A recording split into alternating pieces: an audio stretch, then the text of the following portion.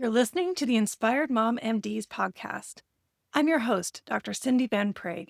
I help physician moms take back control of their time and energy so they can prioritize what matters most and thrive at work and home. In each episode, I bring honest conversations, inspiring stories, and practical strategies, including interviews with incredible women who are redefining success on their own terms. Let's dive in.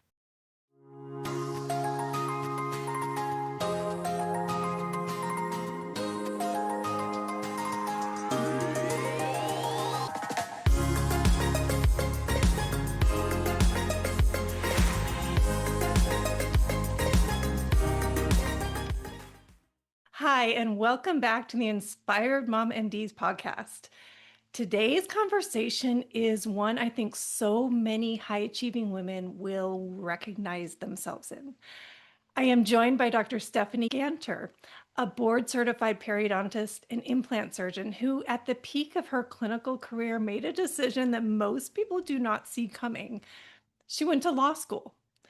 What makes Stephanie's story so compelling is that her career shift reflects a question many high achieving women may be wrestling with, and that is this what success is supposed to feel like, or is there more?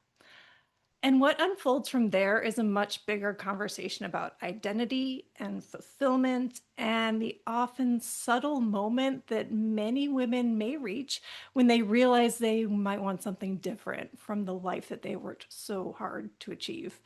Stephanie, I am really excited for this conversation. Welcome to the show. Oh, thank you so much, Cindy. I am so honored to be on your show. And like I said, I've been talking to my colleagues about it, and they are all pumped to listen to this as well.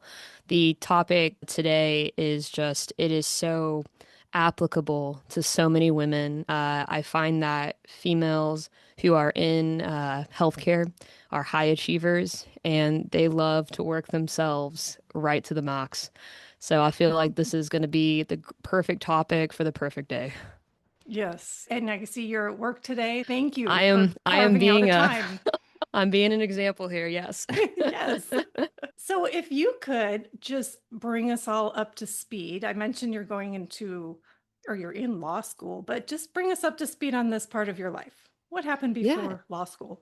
So I have gone through many identity phases in life. When I was about 12, that's when I started identifying as a student athlete. I excelled at athletics pretty naturally, and I found a home there. It was safe. I felt like I was good at it. That's where I made my friends. And so for the next roughly 12 years, I strongly identified as a student athlete. And there are some blessings to that and some baggage. One of the blessings is that you are sought after. You gain confidence that you may not have otherwise gained at that age, and you're rewarded academically, financially, and otherwise. The baggage is a lot of that confidence is built up on external affirmation. And therein lies the problem. And so as you go through your 20s, you have this confidence, but as the world tests you, as life tests you, as it invariably will, you realize that it's really the internal affirmations and the internal confidence that gets you through life's toughest challenges and propels relationships. So, starting as a student athlete, I went to NCAA Division One college on a full ride track and field scholarship. I was a bio major, and I it felt like I had a full-time job. I didn't feel like I could lose races without the fear of having my scholarship pulled, and that was tough. I would be in bed in college like every night by 8:39. I was not partying. I had my first sip of alcohol when I was in dental school. That was wild. Think about having your freshman college experience and have it in your professional professional school. I would not recommend it to most. It can be real tricky. So I go through dental school. It was the first time I was not competing, so that was an identity shift. I didn't feel good about myself, so I replaced that as any normal person would do, with going out and drinking and trying to find relationships and friendships through those avenues. And I was a great student. I had good habits, and so those habits got me through. But man, it was not the way to go. And then I decided, I wanted to go specialize. And so therein lied a different identity shift. I was married between dental school and residency. Again, it works for some people. I don't know if I'd recommend it.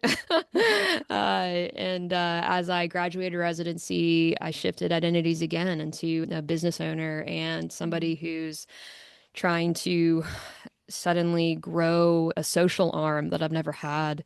When you're an athlete and a student, you get to focus on you, or it really is just about you. And so if you're mad, sad, happy, angry, it doesn't really matter what everybody else thinks. And I found out very quickly when I became a business owner and in private practice, gosh, all of that matters so much more than how you are personally perceiving how you're doing. And so that's where I'm at. Now introduce law. Yeah. Wow. So being so young when Hmm. you got into being a student athlete, it sounds like kind of took away those transitional years that you Well did have a said. chance you had a Yeah. chance to do later. 100%. And I Oh always my told goodness. myself, Cindy, I was always like, you know what? I'm going to do that later. You can drink at any age. I'm just going to start my teenage Yeah, drinking when I'm 30. It's okay. fair. Hmm. And unfortunately, it was a big mismatch. And I tell people this all the time. You can grow your academic brain and you can grow your socio emotional brain, but you can't do it at once. And you got to figure Yes. out which one, which phase of life you're in. And so right now, for the first 6 years of private practice, I really was catching up on that emotional intelligence and those social skills that Mhm. my confidence said was like, oh, yeah, I got this. But the outputs from my environment were telling me that I needed improvement. Okay. Yeah. So you mentioned a number of identity shifts from Yeah. 12 up till now. And I've noticed a lot of women describe at this moment, this pivot to a different part of their career, they experience fear, resistance, hesitation.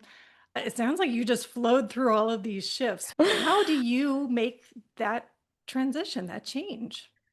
I ride motorcycles. And Uh, so it allows, Explain it how may that not, works. it may not have solved the problem, but it might give you some Yeah. perspective on how I make decisions in life. I may go with the flow kind of gal. And I found that one of my greatest teachers has been my mom, actually. And the reason is because even though we fought, I strongly looked up to my dad now when I was growing up. I wanted to be like him, but I learned the most from my mom. And the reason is because she was very open with how she went about just how she did life and some of the choices she made, and especially when me and my brother came into their lives. And so I grew up firsthand seeing some of the consequences of a strong, powerful woman like my mom, perhaps not putting herself first all the time. Mm. And so I wanted to make sure that no matter what I did in life, I put myself first. And that role model in her kind of gave me the push to get over some of those well-founded fears. You mentioned Mhm. fear when you go through Mhm. these identity shifts.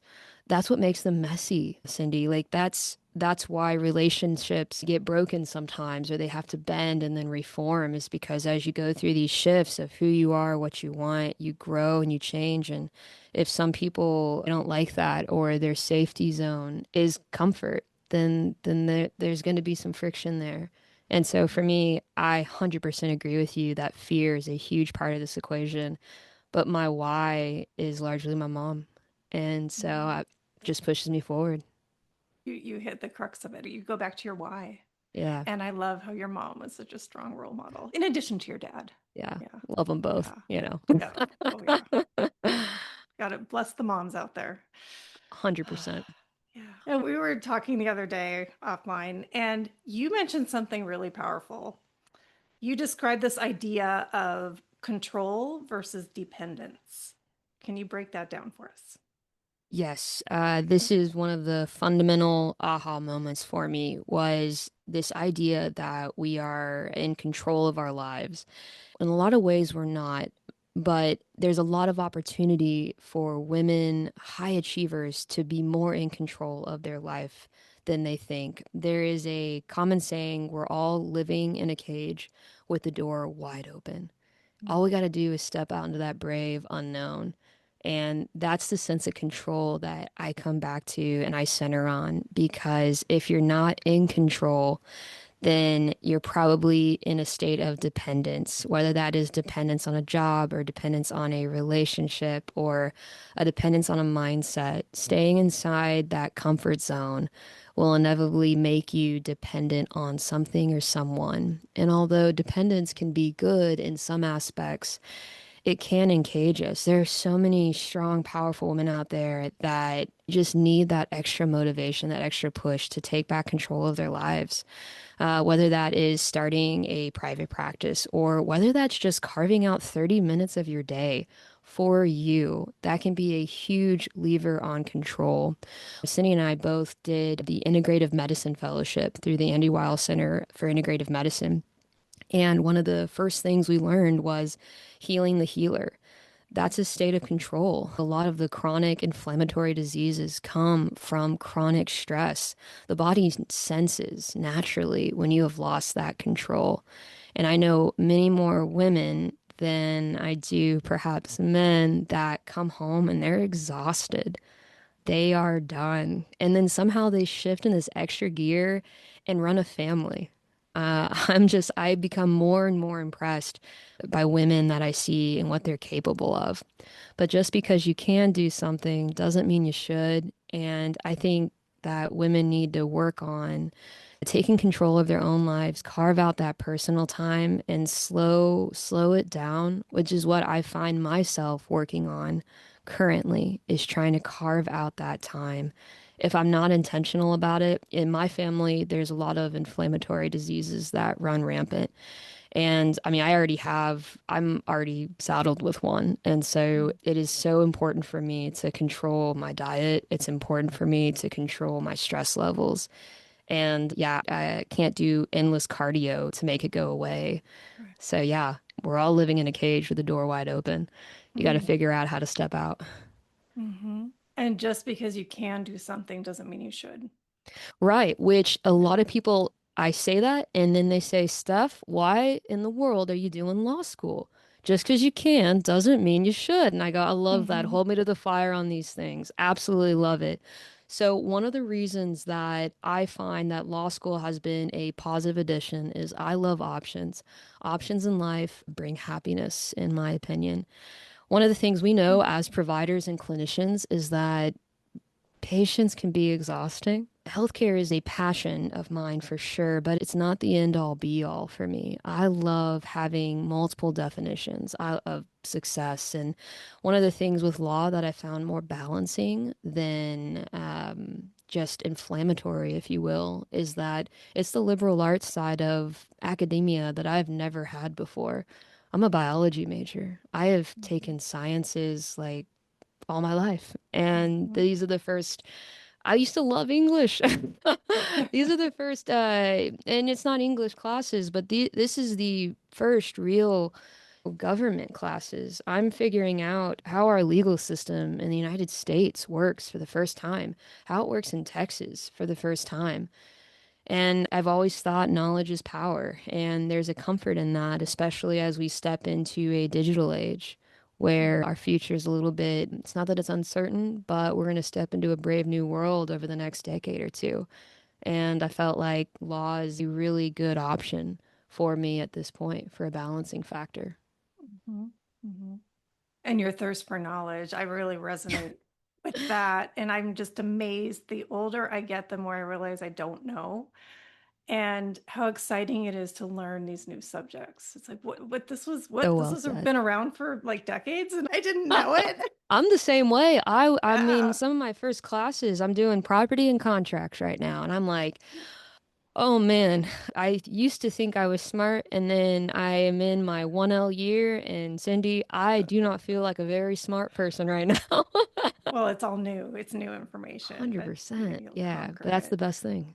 So I'm hearing you define success for you as having different options and different avenues to pursue and fulfilling this thirst for knowledge. Well, other people, it is both good, may be completely content with one avenue, and that's fine. We're not saying you need to have multiple avenues and multiple options to No, be fulfilled. It's just it comes down to your own personal why. What 100%. is it that fulfills you? And that is what is important. I'm so glad you're sharing what fulfills you so we can see a different perspective. I love that, Cindy. And that sense of fulfillment is so unique to the individual. And Mhm. one of the things that, as I try to organize my life and as I try to, again, try to carve out those minutes in the day, is when you start to talk about fulfillment, you're talking about sources of internal affirmation, things nobody else can touch but you. You can choose to be happy in a moment's notice, even if the whole day has been a series of just, nonsensical moments all tied together and you can't really figure out why that day was going. You can be 100% fulfilled by sitting with those feelings, sitting with what you personally want to achieve in that day, which could be as profound and yet simple as having peace.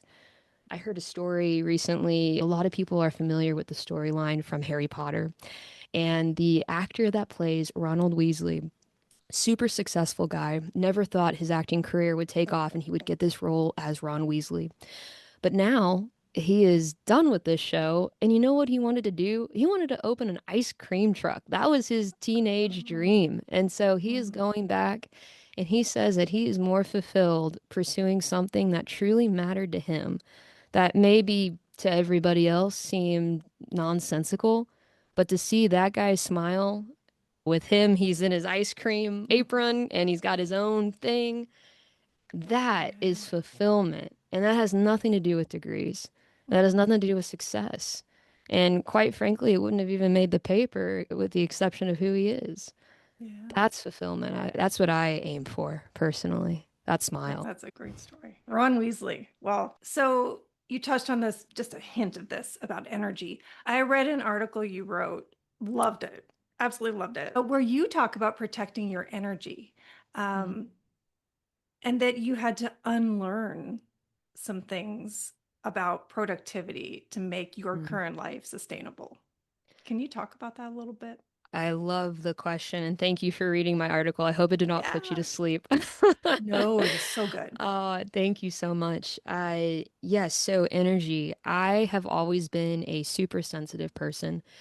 And I've realized recently that it doesn't make one weak. The weakness is in not knowing thyself. And so the weakness is not honoring that sensitivity within you. I thought I was this big, bad athlete that could feel no pain and like I could push through anything, but I wasn't honoring myself. And I had to look at emotions and energy as not a weakness, but a strength and something to be not fulfilled, but just and not controlled, but just to resonate within myself and have grounding. And it's my version of spirituality is getting in touch with that energy. There is a concept called congruence and alignment. And in some teachings, you will hear that if your internal sense of being is out of alignment with your external facial expressions, what you're saying. I know people talk about power stances, but when you walk into a room and you don't feel good, if you feel truly scared and if you feel threatened and anxious, you can have those power stances, but the energy within you is going to permeate. Instead, I push myself and others to sit with these feelings. Don't put a cap on them, but experience them in their fullest and celebrate them. If you're anxious before a meeting or if you're anxious before some kind of an event, that's something to be celebrated. That's normal. Guess what? There's a lot more people anxious in there the minute you walk in the room because you're probably eliciting certain energy in them. If you keep your attention outward, if you focus on the human being in front of you And if you focus on their facial expressions, what the information that they're giving you, that's going to help have grounding energy, and the exchange will be much more fruitful than if just you look inside yourself and you're like, oh my gosh, Cindy's looking at me right now, and she probably notices that pimple that showed up this morning, and there's no way I can continue onward. None of that's right. Instead, I see a big, beautiful smile on Cindy's face. She's conveying peace and love and gratitude. That's going to be the connecting energy. That's what women need, especially within or between each other, is Mhm. finding a way to turn your attention outward. And by the way, that's also how you can dominate a room quicker than anything else is by turning that attention outward. Well said. Yes, people can feel your energy, see your energy. And I also like that you've touched on feelings more than once now and sitting with your feelings. And I was just listening to something about Stoicism this morning, and it was about feelings. So interesting that you brought this up. But yes, you have feelings and they come and go like clouds. And you can sit with them and you can stare at them and see what you pick out in the cloud, or you can let them go by. But what we have control over as human beings is our judgment about those feelings and what we decide to do with them. And it's interesting how our judgment about our own feelings can help control our emotions. So well Isn't that said. fascinating? But Oh, it's I really love neat it. that you bring up feelings I love today. that you bring up judgment. If I was having a problem, and I can say it super calmly now, but in the moment, my 16-year-old self, it definitely didn't come up calm. But if I was having a problem with how somebody was relating to me or how I was coming across, whether I was coming across super sharp, or I got my eyebrows going, and I got that, that killer look going, I always would judge the situation. And I would, in my head, I'd be like, can't they see that I hate myself more than anything? Why are they also piling on and hating me? And Mm, guess what? The world doesn't necessarily see that.